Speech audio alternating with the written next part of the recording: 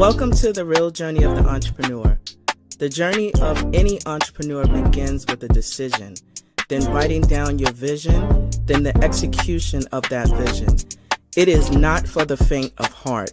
It is for those who understand how powerful your mind is and that you can truly create the life that you deserve.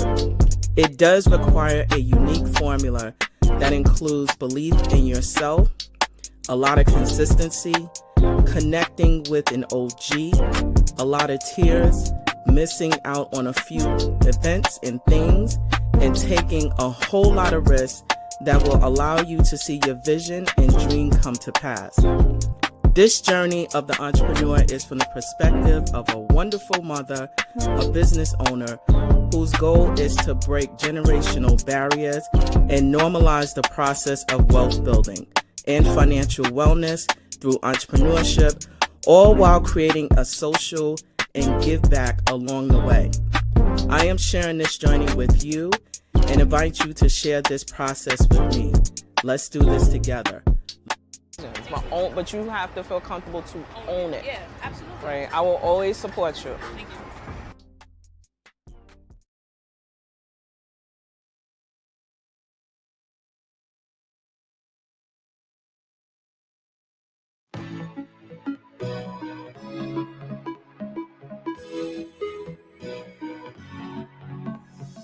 Welcome to our fourth annual Full Circle Business Project.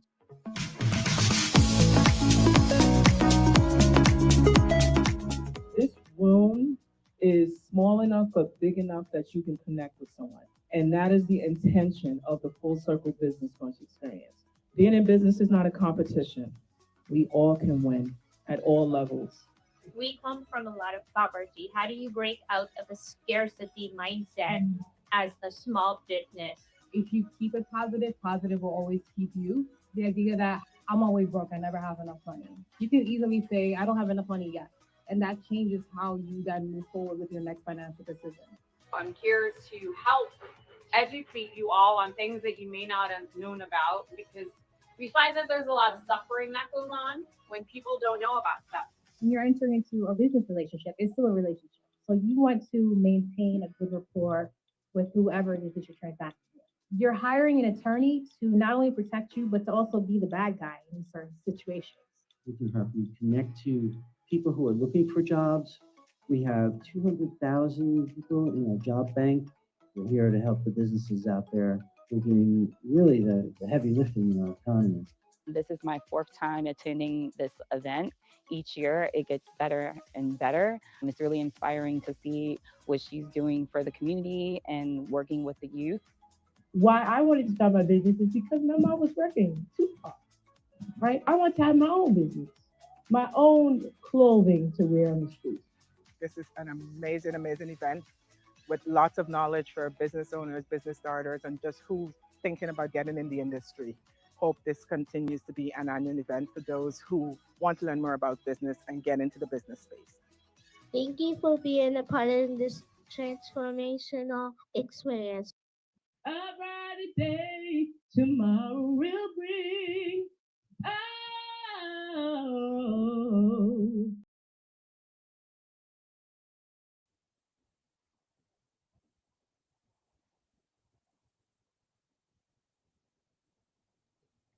I'm back, people. I am back. Welcome to another episode of The Real Journey of Entrepreneurship. My name is Anita Pearson. I am your host, producer, founder, and also the CEO of 11375. And I want to tell you that there's a lot happening, but I hope that you are able to find some joy, nourishment, love, peace throughout this whole process, right? Because I'm going to tell you, guess what?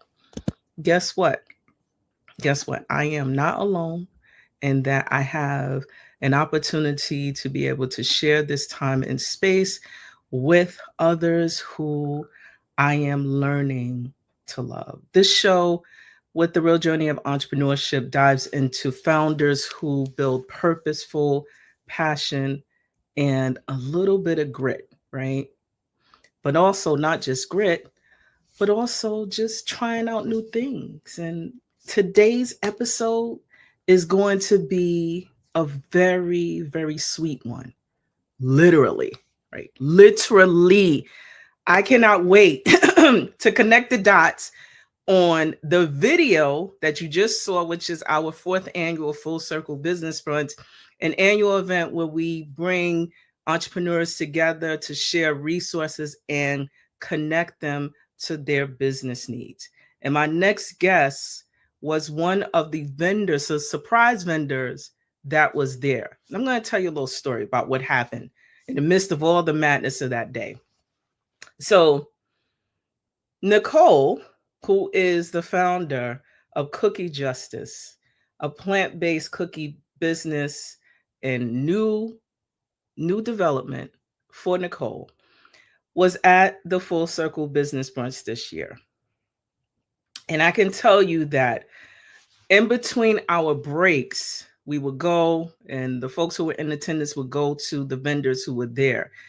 And I kept getting, "Did you taste the cookie?" And I'm like, "What cookie?" Like it was so much going on that I didn't make the connection that Cookie Justice was actually a vendor that brought sweet treats, right?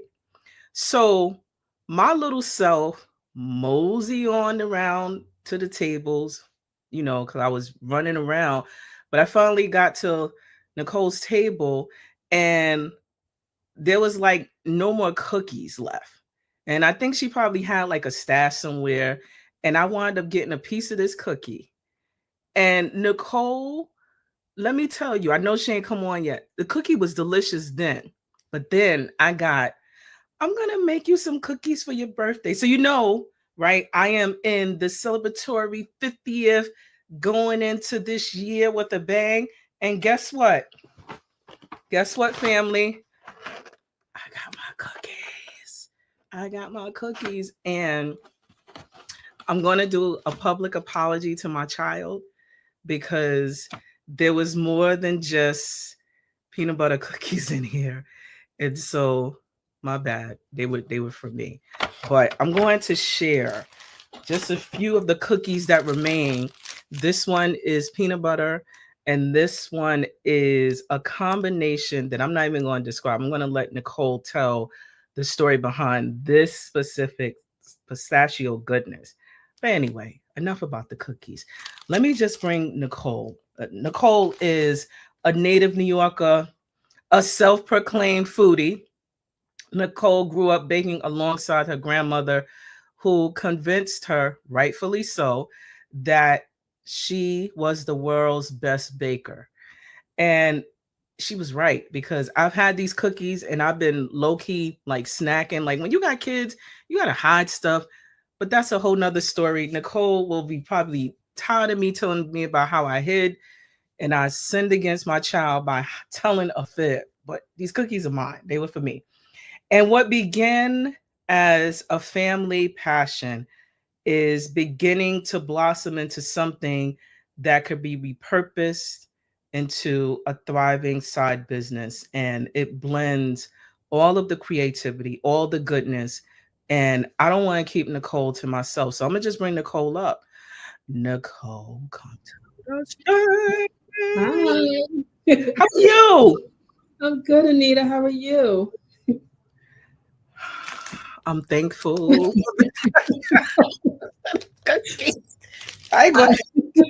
I'm thankful for the cookies, and I've been hiding them. So I'm in trouble. That's okay.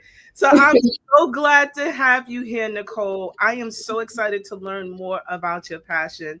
So before we launch into all the goodness, tell us about who you are, what you do, and what is something that people will find interesting about who you are in your bio. So, as you said, my name is Nicole Fox. I am a native New Yorker. I grew up, born and raised in Queens. Have lived in Brooklyn for about 13 years and currently live in the Bronx. right now. What do I do? So I have a legal background, which we could get into, which is why Cookie Justice is named Cookie Justice. But as you said, I'm a self-proclaimed foodie who has grown up always loving to cook and bake and all things food. Go to, try new restaurants, all things food. So I have a legal background. I never really officially practiced law, but am involved in a non-traditional legal career, and love baking and traveling, being a dog mom. Yeah. Oh, so the dog began all the goodness, huh? All right. All right. So tell us about your early memories, like really discovering baking. What does that look like early on for you? So for me, the earliest memories that I have, and now this is gonna show my age, but was like having the Holly Hobby oven with the that one light bulb in the back and the little tin where you make the mix and put it in and then put it in the oven. So I had that. But I think what really got me into cooking was my grandmother. She was sick. She had a stroke. She had a stroke for most of my life. I've known her, to have had a stroke. And so my dad would always, every weekend, he would go pick her up and bring her to our house for Sunday dinner. And my mom would make, whatever she wanted. But during the week, she would call the house and say, what is your mom making for dinner? And I'd say, okay, whatever you want, you got to put in your order. And part of those orders, she would always ask for a cake. She'd be like, you're going to bake me a cake, right? And I said, of course. And back then I wasn't making cakes from scratch. It was like the box cakes and everything. But it was the most important thing for me to make this cake for my grandmother every week. And I was young. So I had no patience. I still don't really have patience, but I would do the box cake. I'm sure there were some eggshells in there. I could never wait for it to completely cool properly. So when I did the layers, they were all lopsided and sliding off, one another. But I would present it to her after our Sunday dinner, and she always made me feel like those cakes were the best cakes in the world. She ate every bite of it. She would take some home. And not to say that my parents and my sisters didn't support, but they were always like side-eyeing, like, this cake was not, like, this was nasty,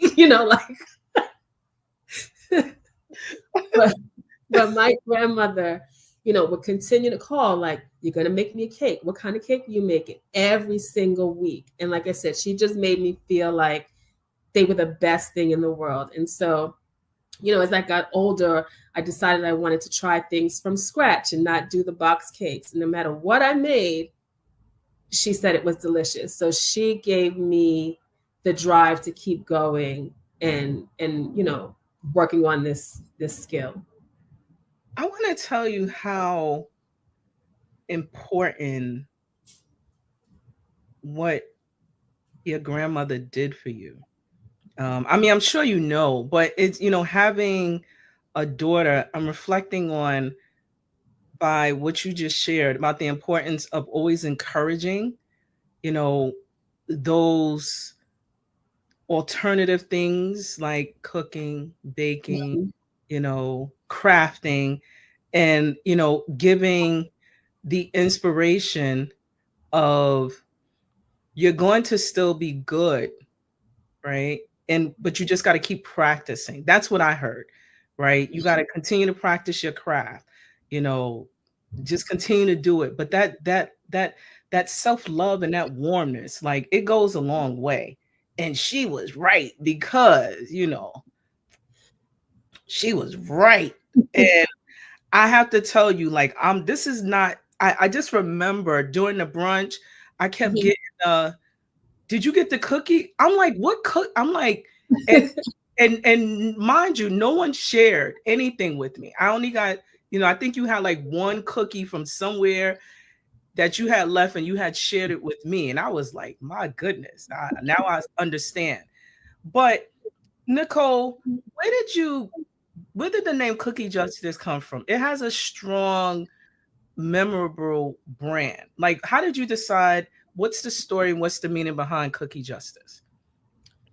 So, as I said, I have a legal background. I went to law school, and back then, right, when I was in college, high school, college, thinking about what I wanted to do for the rest of my life, cooking, it was never a thing. Like that was just something that I liked to do, right? So back then, the thought of being a chef or baker, as like doing that as a career goal, wasn't, nobody was talking about that like we talk about it now. We have celebrity chefs now, we have cooking shows and everything.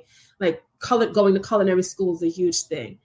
So for me, back then it was, I got to go to law school. I'm going to become a lawyer. I'm going to work in the legal profession. So for a long time, I associated, I guess, my legal background as who I am, right? Mm-hmm. But the cookie and the baking part of it is a passion. And so when I was thinking about what I wanted to name my business, I wanted to have meaning. I wanted it to be a part of who I am. And so I put together my passion and my career and came up with Cookie Justice. All right. So now you know what I'm going to ask next, right? What's that? So your story, right? And I'm going to share for those who are going to be watching, online, your website, so that they could see all of the cookies, probably that I all had. And I'm telling you that they were so delicious. And this one is the one I wanted to lean into, the pistachio versus lemon, a case for cardamom, right? Yeah. So I didn't know that you can combine the two and it just tastes so delicious, right? All of them were good, but that one specifically stood out because it had like this, what I call lemon zestiness, punchiness to it, right? Mm-hmm. But when we were talking previously, you said some other stuff about it, right? You want to share without giving away all your trade secrets, right? Because I know people going to be, what's in it? Blah, blah, blah. It's really delicious. But also, your products are plant-based. Yes. All of the cookies are plant-based. And so the story behind that is back in 2019, I was experiencing some health issues and decided to change my diet, right? And so I went full steam ahead into becoming a vegan. And as part of that process, I was going out to new cafes and restaurants, and a lot of the cafes that I was going to would offer a chocolate chip cookie, plant-based vegan chocolate chip cookie as dessert, or instead of a bag of chips, you can do a chocolate chip cookie. Mm-hmm. And if I'm being honest, I didn't like any of them, and I was just like, these are gross. Like, why can't a vegan chocolate chip cookie taste good? Right. And I was just like, I'm gonna play around and see if I can just make a better cookie, because it doesn't make sense for me to be paying this money, at these cafes and restaurants for a chocolate chip cookie just because I want something sweet after my meal and it doesn't taste good. And so I started playing around with different recipes and seeing what I could come up with. And that's truly how Cookie Justice was born. When I finally created what I thought was a good chocolate chip cookie, I would share it with friends and family, not tell them that it was plant-based. And they were like, oh, this is really good. And I say, oh, by the way, it's vegan. It's plant-based. And they were like, you can't tell. You have something here. You need to do something with this. And then people started asking, well, can you make me, some of the chocolate chip cookies? And then, once I got the chocolate chip cookie down, I was like, well, I want to do other flavors. And so, yeah, that's why they're all plant-based.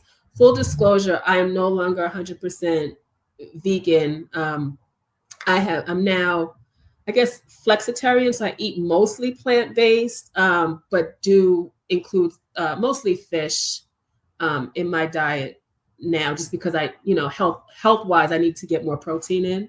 But the cookies are 100% plant-based.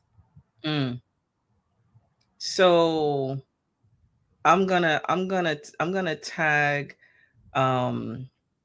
my favorite vegan on Instagram, Pinky Cole. Oh yeah.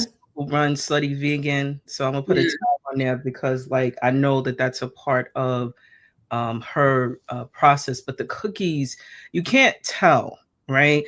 And I had to like in reading, like doing some research, I'm like, I don't want to say it's not possible to have vegan food taste this good, because to your point, sometimes when you are transitioning or it depending on who's cooking it, right?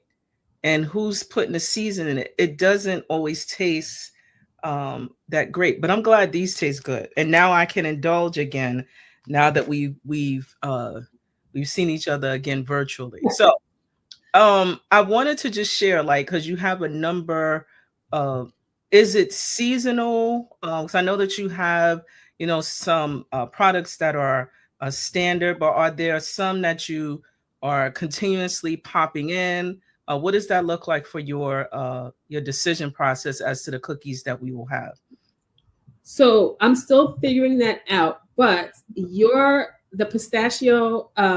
pistachio versus lemon, a case for cardamom, started out being a seasonal cookie, right? That was the cookie that I developed. It was going to be for the fall, because as I said to you when we, spoke before, I don't like pumpkin spice. I don't like pumpkin spice at all. And everybody does pumpkin spice for the fall season, right? And I thought about, okay, well, let me offer my customers a pumpkin spice cookie. But I felt like that's not me. I don't like it. And I don't feel comfortable asking people to do or eat anything that I wouldn't do or eat myself. So I was like, you know what? I'm going to do what I like. And pistachios are my favorite nut. Probably, yeah, it's between pistachios and cashews. But anyway, I love pistachios. And I love cardamom as a spice. I love like the chai spices, cardamom, nutmeg, cinnamon. And so I was like, let me play around, see what I can do. And I came up with that cookie. But again, it was supposed to be a seasonal cookie, but so many people love that cookie. Like, out of that, people have come back to me and be like, oh my goodness, I love this cookie. So I'm thinking about keeping that one around as a permanent menu item or selection on the site. And so this is why this is so I love the stage where you are, right? Because you are allowing us your data to provide you with feedback, right? So I also appreciate it, although the pistachio and lemon they were all good, but that one like really stood out to me. It was really good. And I'm gonna get some more. Like I have to order some more. But even with your chocolate chip cookie, right? It had, and I'm not really like a salt person. And when I think of chocolate chip, I'm going, oh, it has like a sweet salty. Like, and that was, I don't know, because when I think about the cookies, it's either all sweet. There isn't like a taste variation as I'm eating it, and it's either sweet or salty. And I'm not really like so I thought. I didn't think I was not a salty sweet person until I had the combination. So even through all of that, you are allowing us to test your product. But I'm curious, have you done anything that hasn't gone as you thought it as planned? Like there's something you was like, oh, I'm gonna try something, and then you're like, oh no. Oh yeah, for sure.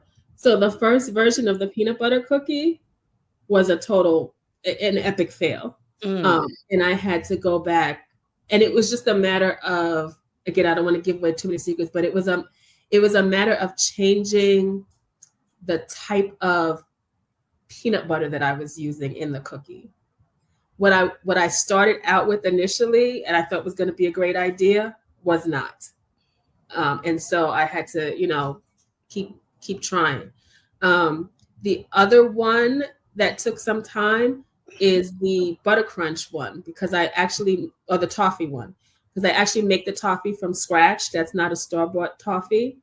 And so toffee was not something that I had, a lot of experience making before. So it took a few tries to get the toffee recipe right enough to then incorporate it into the cookie.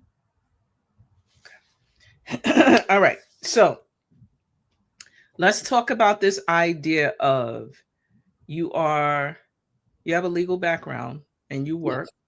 Yes. And you're doing this joy project, right? Mm-hmm. That you're working on through Cookie Justice.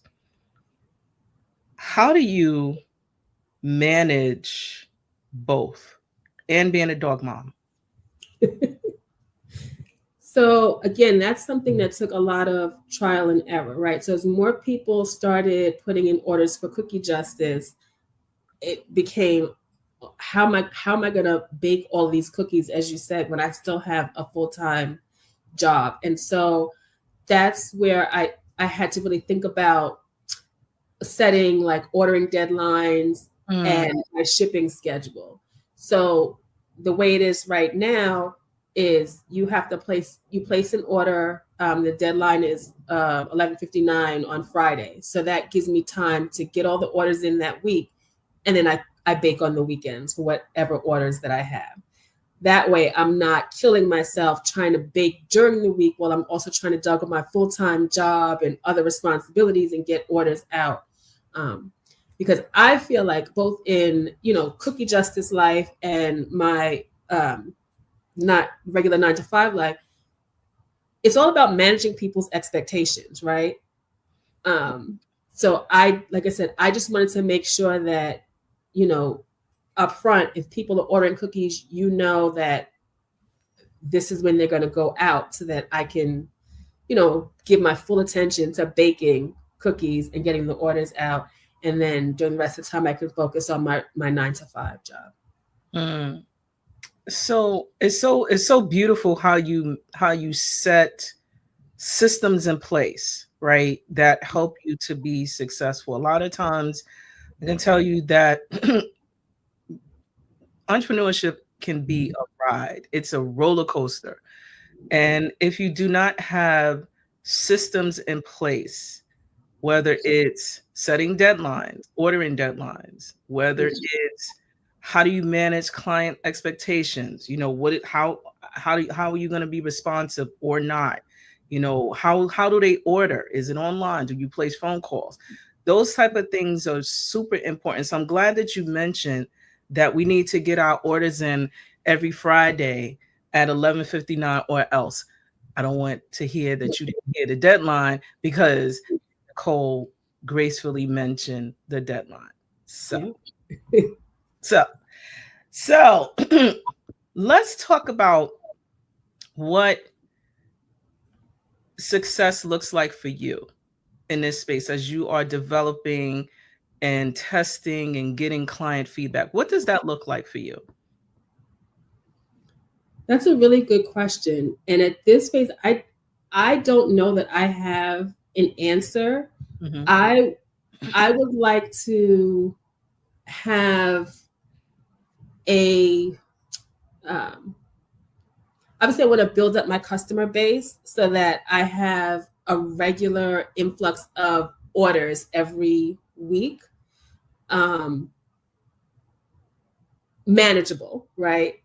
And then I would like to see myself branch out into doing like some farmers markets, just some more regular events for Cookie Justice. I think of eventually, well, I guess I said I didn't know. I guess I do know. Eventually, I would love to, I would love to see Cookie Justice in maybe not like large stores, but like, you know, picked up by like a local cafe, you know, like a Cookie Justice exclusively sold here, maybe a partnership with a local coffee shop or cafe. So yeah, I think for right now, that's what success looks like for me. But I'm still figuring it out as Cookie Justice grows. Well, I'm hoping that you blow up to insanity, because you know it's really one of those things where, like, you're from New York, so you can't eat everyone's potato salad, everyone's cooking. There's certain you can't, you just can't, and it's not just a New York thing. It's a cultural thing. It's like, who made the potato salad? If we see raisins in it, it's problematic, right? Automatically, it's problematic. We don't want it. So having and sharing and getting feedback. Have you gotten feedback that caused you to shift your process or your one of your recipes as of yet?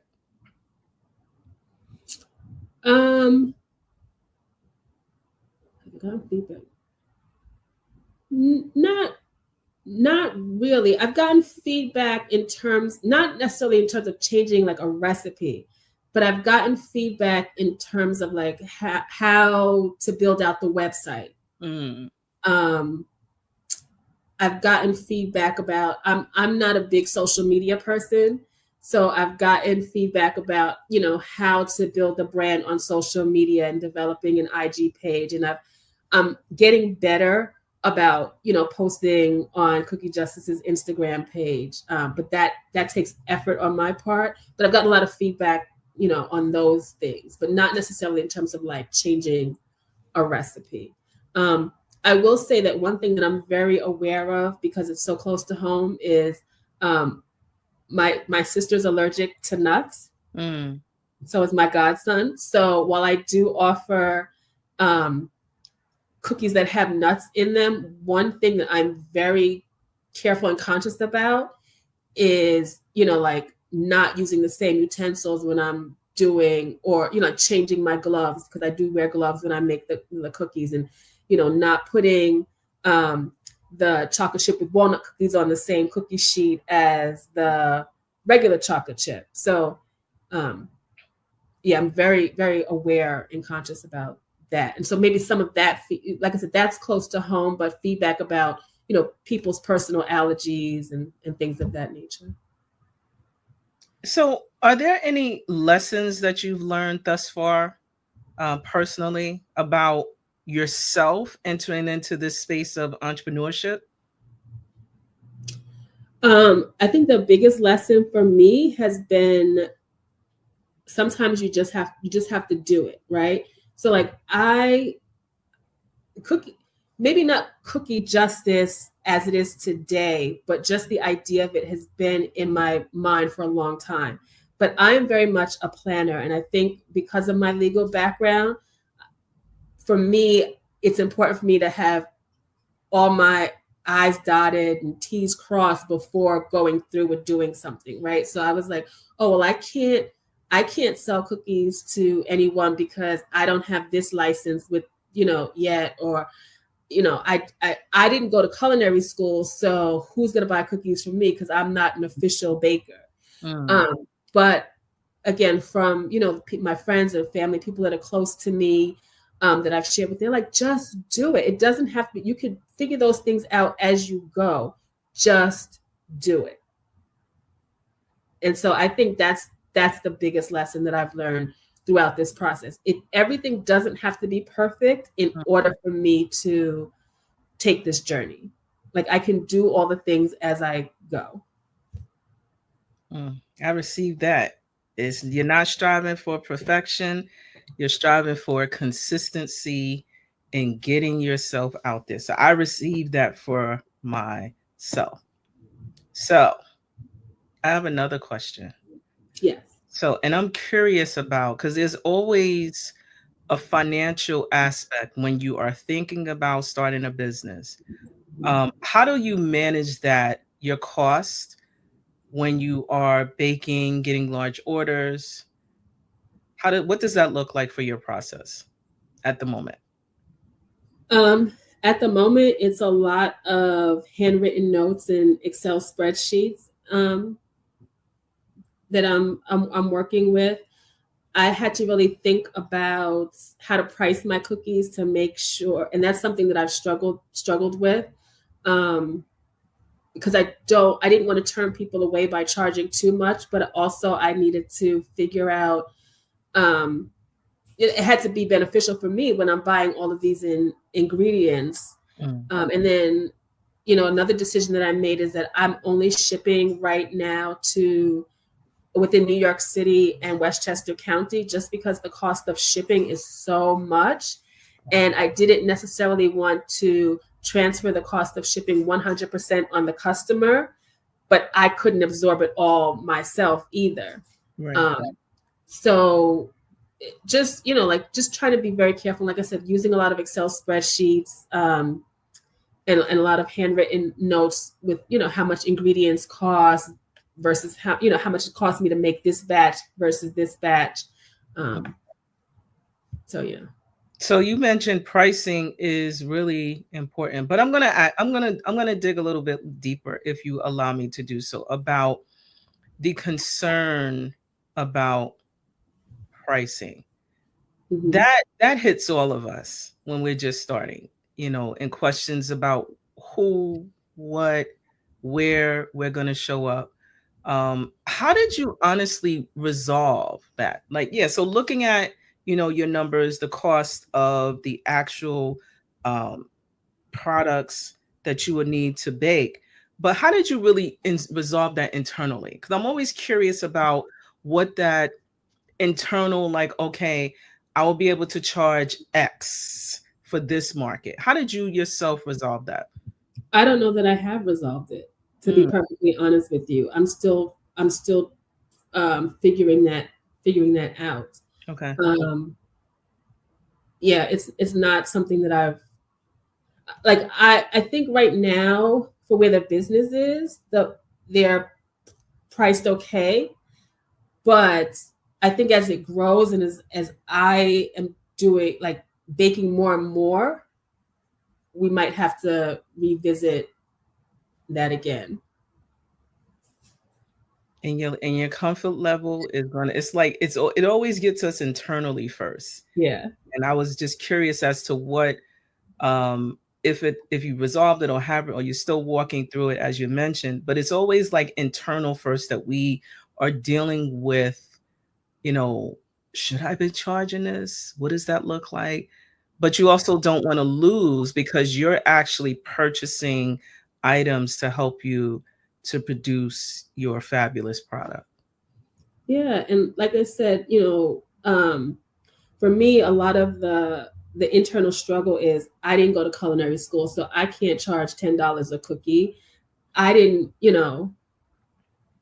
I don't know, I don't have this license, so I can't do this, but as you said, when I'm buying these ingredients, they are plant-based. I'm buying the highest quality ingredients as well. Like, the organic flour, because that part of it is important to me. Now, I can't say that these cookies are healthy, right? Because they do have sugar and, in them, and plant-based butter, but I want the ingredients to be good, like of high quality. So those obviously cost a bit more. So like I said, I don't know that I have resolved that struggle in terms of pricing. I'm still definitely working through that part. And so as we I'm about to get in your business just slightly as a dog mom. Yes. How do you and I know I asked about somewhat balance, and I don't really like to use that word, but more so about your travel and being a dog mom. Are any inspirations for your recipes come from your places that you've traveled or places that you walk with your baby? Like, how does that work for you in terms of like inspiration?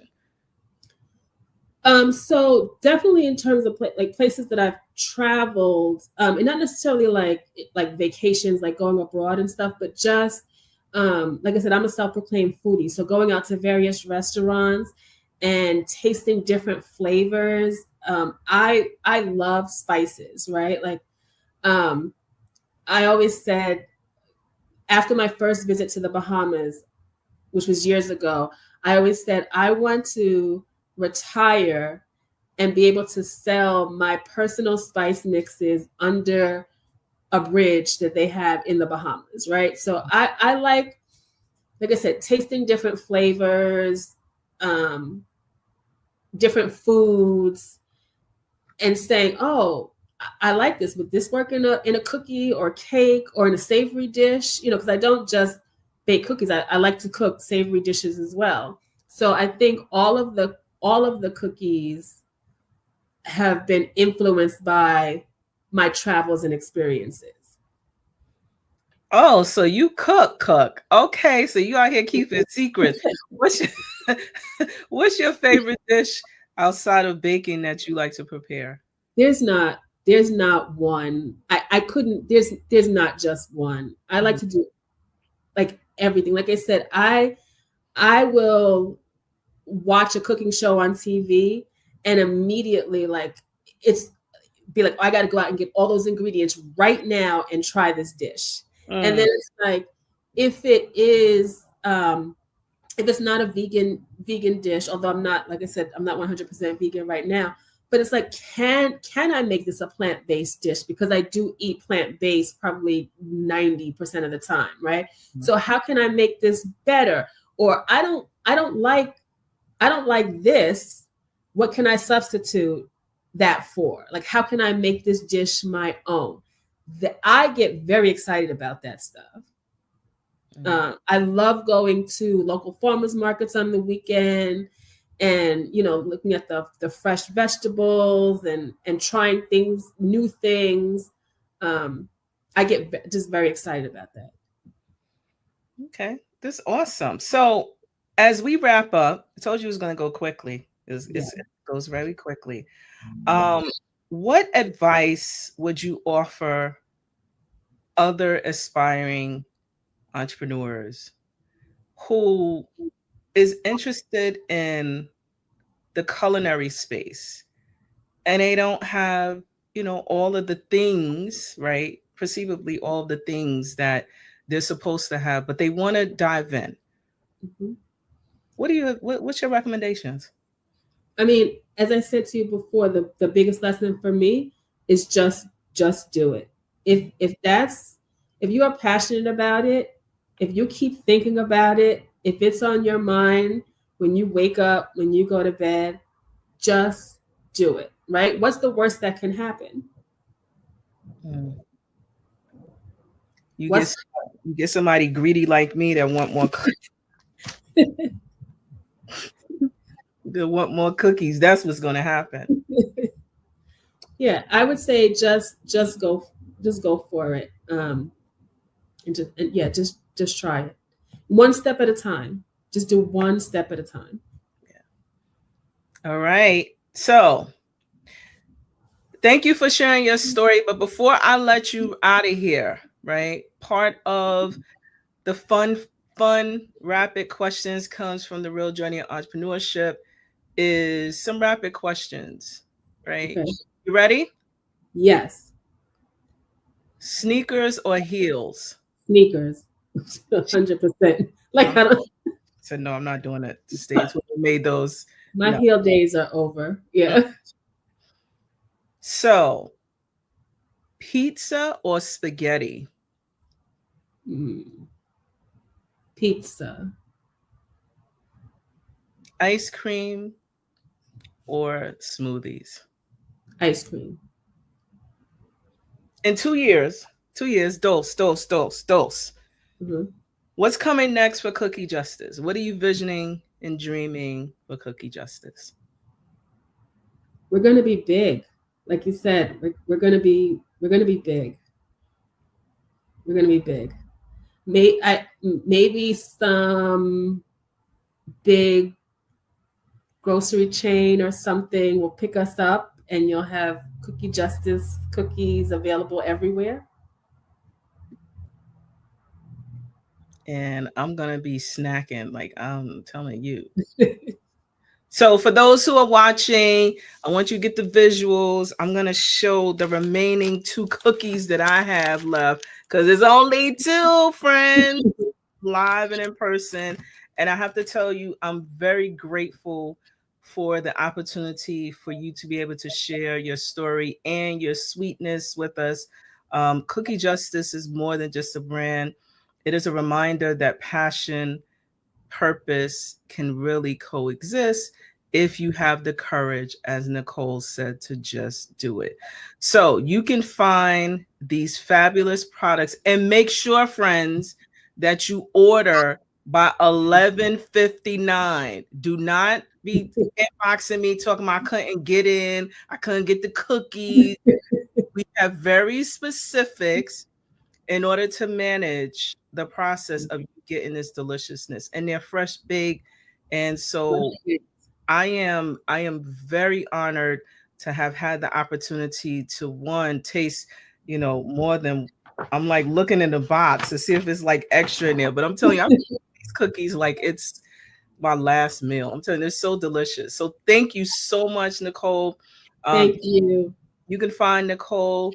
You can check her out on Instagram and at cookiejustice.com. You can place an order again on Fridays at 11:59 p.m. Do not. Well, you can place it up in any day up until Friday at 11:59. That's just when it cuts off for shipping on Monday or Tuesday. Listen, just tell them to get it in beforehand, but we're being very specific and intentional, and we got to follow rules, right? Because you don't want to be talking about I didn't get my cookies or Anita swiped the cookies, which will probably be the case. But Nicole, thank you in abundance for joining the Real Journey of Entrepreneurship. We look forward to having you again when you are doing your pop-ups and all the phenomenal things that you're going to be visioning going forward. So thank you. Thank you so much for having me. This has been great. I really appreciate it. I appreciate you too. I'm about to look. I'm about to show everybody. Look. Cookie. Nicole gonna be sick of me. The cookie. Thank you so much. Take good care. Enjoy the rest of your day. Thank you. You too. Bye. Bye. So let me do this, right? So that you can get la, la, la. This is the cookie. This is the cookie. And I'm so glad like that Nicole was able to attend the Real Journey and participate today, but also the Full Circle Business Brunch that happened earlier this year and just made the experience extra sweet. So if you want more information about what Nicole has going on, check out cookiejustice.com.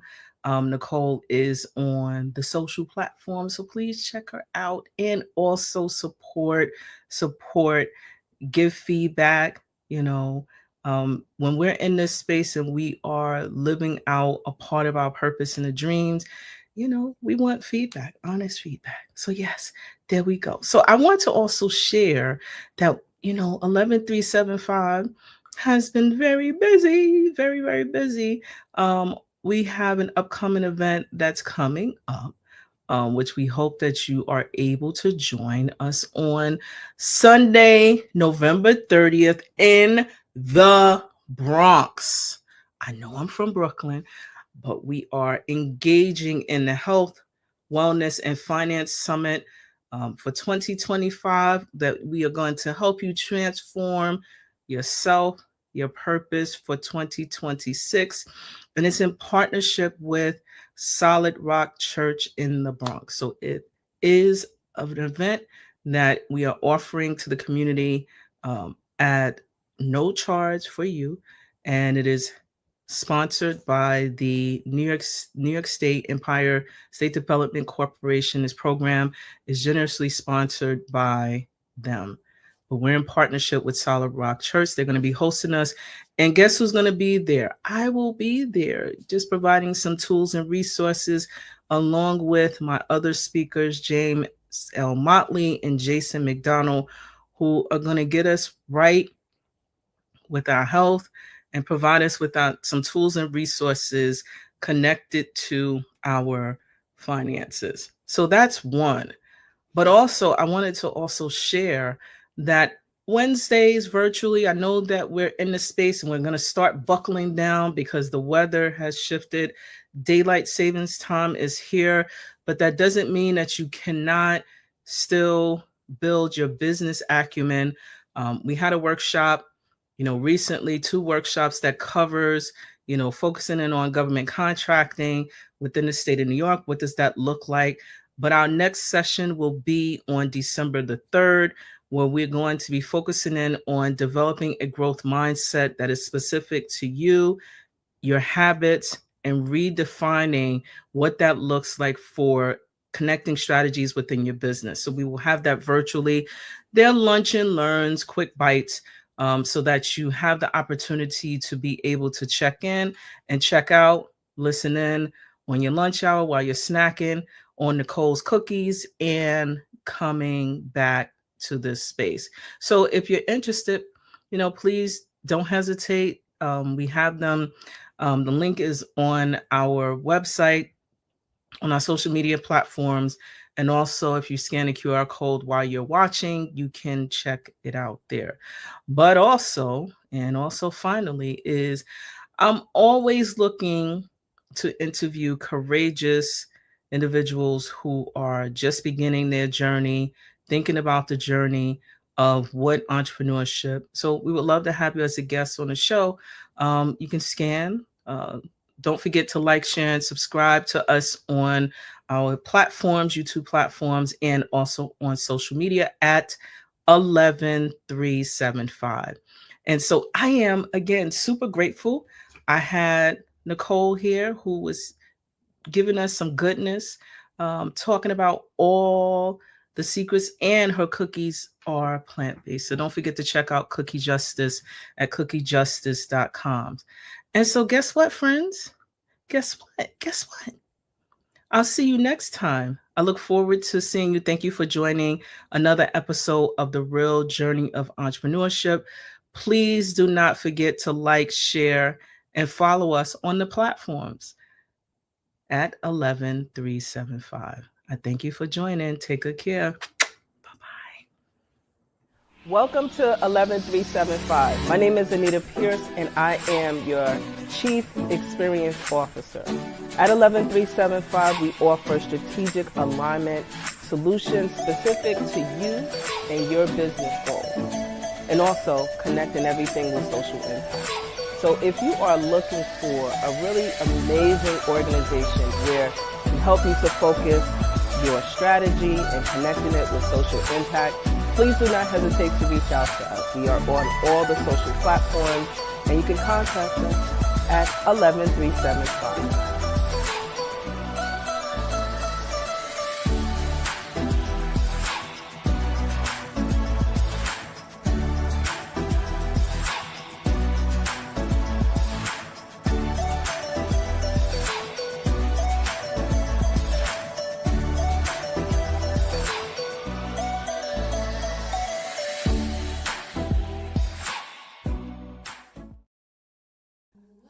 This week, I've been thinking about the importance of social impact and what that looks like specifically for the 11375 family. Social impact for 11375 is not just something that we don't do. It's embedded in our DNA. It's part of our business model. We think and believe that it's really important to combine the art of making money and also being able to connect those specific resources to communities or things that elevate and provide good for the greater good. So for us, it is important that for the success of each project that we include social impact.